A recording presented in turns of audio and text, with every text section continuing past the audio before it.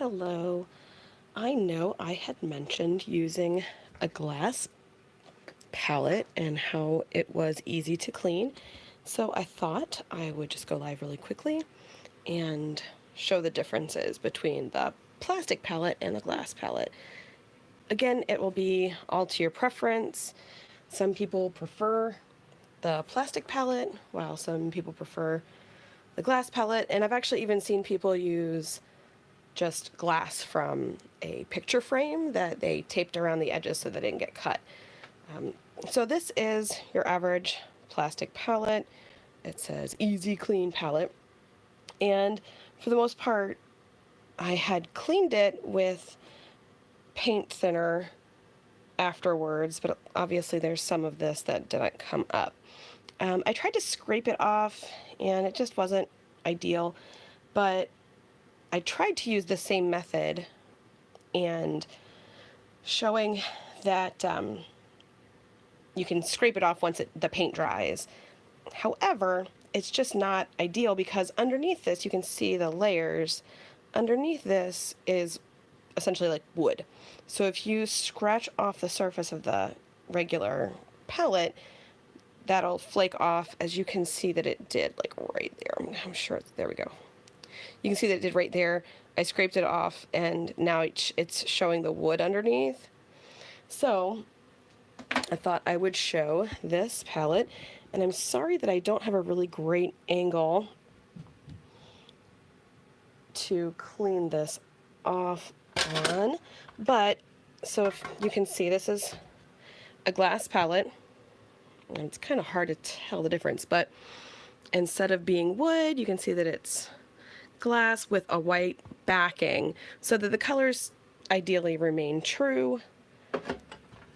So some of this blue is still wet, so I'm going to leave that alone, but I've used different solvents and additives to change the viscosity and the drying time of the paint, so when it dries on the palette it essentially becomes like rubber. And so when you use the razor tool here, I'm sure there's a name for it, I just don't know what it is. Anyway, it just scrapes clean. Sometimes it takes a couple passes. I think the part underneath that first layer is still a little wet, but you know, this is dried to like a plastic consistency. And I'm trying to hold the camera with one hand. This is not an ideal setup, but and essentially it just scrapes right off. And then when you're done, you can just wipe it off and you can start clean. I'm sorry about the shaky cam.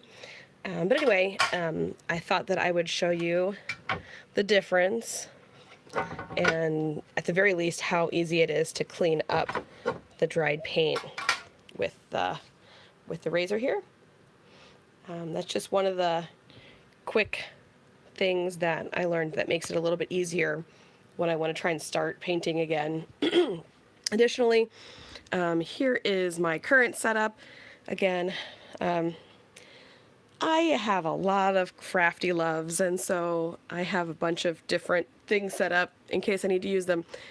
Today I pulled out my stand-up easel, and essentially I just have it sitting on the table here, but I've moved it up to painting height so that it's easier for me to work with instead of either holding it with my hand like I had been doing, or you know, trying to lean it up against other things. I've got it secure in the easel, and this is my progress so far.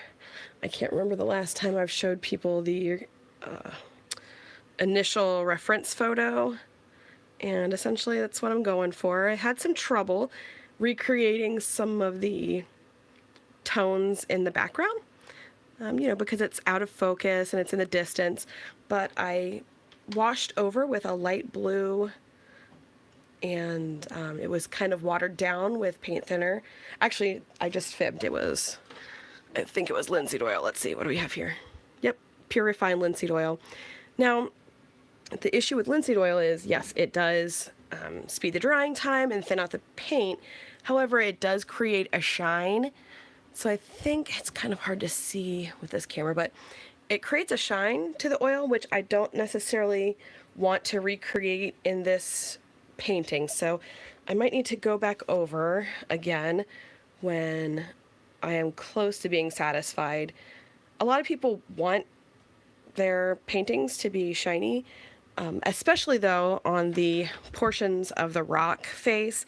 I definitely don't. I want it to look as matte as possible because I'm trying to replicate the feeling of stone. So I'm going to have to find something that will help thin it, but not make it too shiny. So I'm going to go ahead and say goodbye for now. And I'm going to be sending this out as well to my Patreon subscribers. This is just a little update on where I am and what I'm currently doing. And the next piece that I'm working on in between, so far this is just the backdrop. I know that you can't tell the difference which side is up and which side is down, but I can tell. So there is my current, or my next work in progress. And this is my current beauty that I'm working on. And really, I'm kind of at the beginning of this oil painting thing, even though it's been several months, but, trying to determine which methods work for me, which solvents work for me. It's all kind of part of the process of learning. And so hopefully you are interested in where I'm going with this. So I will catch up with you later. Thanks and have a great day.